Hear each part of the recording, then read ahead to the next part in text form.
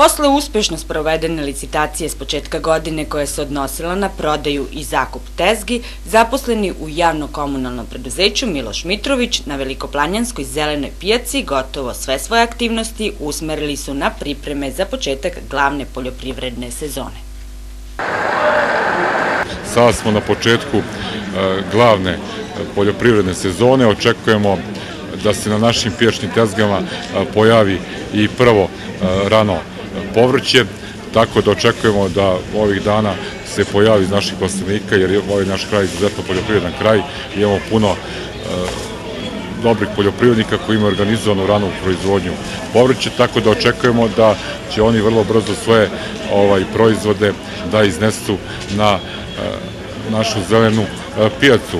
Očekujemo da će već od ove naredne srede, koja je kod nas glavni pijačni dan, početi da se prodaje i cveće iz plastenika. Tu je 8. mart, očekujemo povećanu posetu na našoj pijaci, kako proizvođača, tako i potrošača.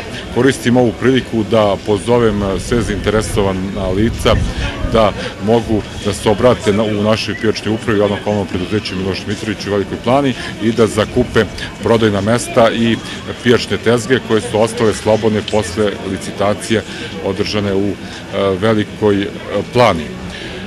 Mi očekujemo da ćemo u toku ove godine još više poboljšati uslove za prodaju u Velikoj Plani na zelenoj pijaci.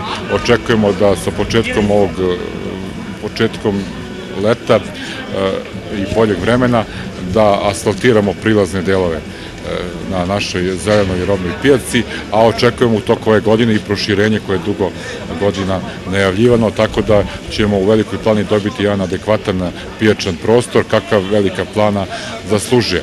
Mi smo u prethodnom periodu odradili jedan dobar deo poslova, kao što znate, sređena je mlečna pijaca, sanitarni čvor, WC, tako da očekujemo da će naša pijaca biti uzor svim ostalim pijacama u ovom regionu.